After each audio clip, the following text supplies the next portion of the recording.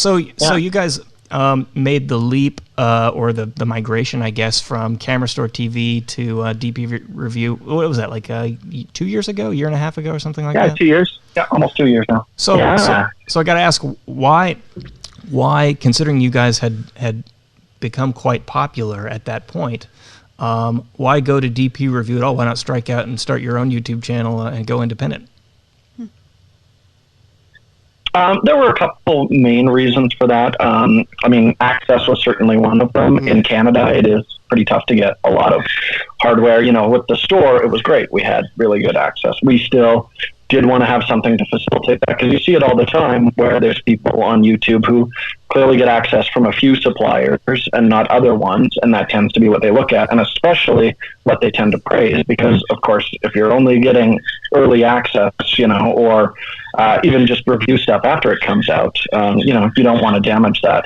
So with DPReview, it's a big enough outfit as well that we have the backing of them, and all the suppliers have been really good about, it's DPReview, we got to get them something to take a look at. So that was a major part of it. And also in those press trips, you know, we were thinking of leaving the store, and we developed really good relationships with a lot of those guys there. I'm a huge fan of how they do things over at DPReview, and I've been reading it forever too. So. Yeah, it made sense. You know, we talked to them, and they said they were still fine with us doing the sort of entertaining kind of videos that we like to do, and having a little bit of fun and doing some silly stuff, which we're kind of known for.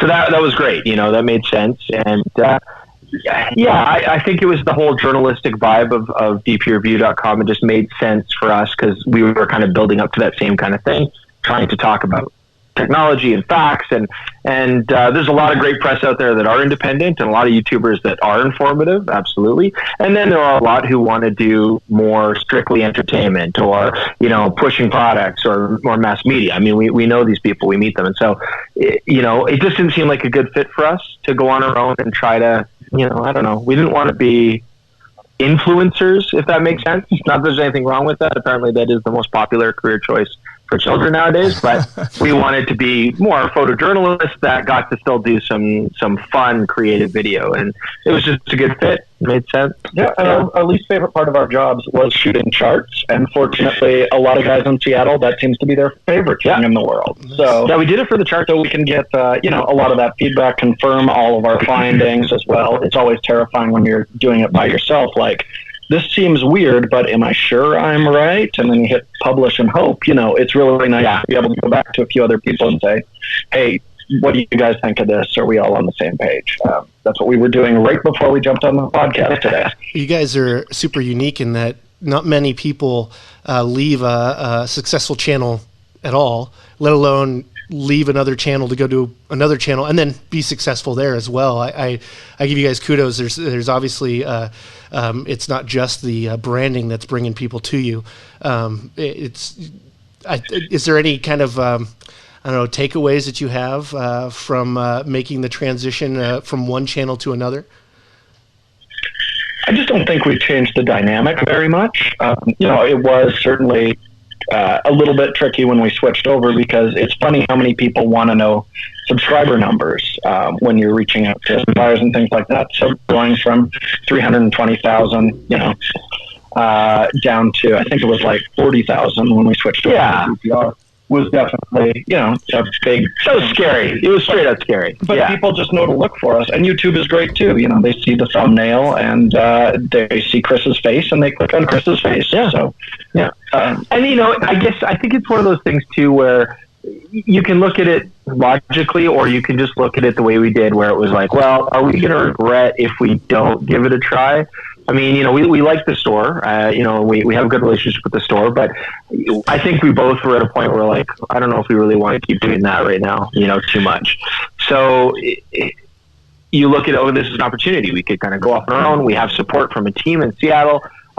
We get more of the charts, the facts, the information, but at the same time, if we didn't do it, we'd still have our YouTube channel for the camera store, but would we regret not having tried? Yeah. You guys have already talked about really it a little bit, but like, what advantages do you have from moving from the camera store to DPReview now that you don't have to focus, you don't have to do any of the sales stuff? It's just like seems like you can really expand kind of the depth of what you're doing. Time is huge. We were doing 40 hours on the sales floor, and then the show was really on our own time, which definitely, like, you could tell a lot of the stuff now. I look at the old things and I was like, oh, that was fairly unfinished, or, you know, we just didn't have enough time to really think through everything. That was a major advantage for sure. Probably the standout one for me. Yeah, time, and, you know, it makes sense. I mean, we keep, we keep having children, hey? It's nice to see having children. It's nice, you know, like families are growing and stuff. So it turns out they need affection from parents. Yeah, you know, you can't neglect everything. So that was a big part of it. Yeah, Nicole was getting the time. It's actually let us sort of do other things that we want to do on the side as well. You know, other projects or other hobbies or whatever we're going to try out. You know, I'm helping out a fly fishing outfit in Calgary because I love fishing and making videos and just doing a lot more fishing. And Jordan's been able to do a lot more of the short film work and you know, being a director of photography and doing cinematic work on the side as well. So it wasn't just freeing up time, but also kind of expanding so that we could do other things that we enjoy doing too. Plus not neglect children and wives and families. Sounds like a much better as much. I mean, we still neglect them, make no mistake. Okay, I mean, like, but just not to the same degree. Nice.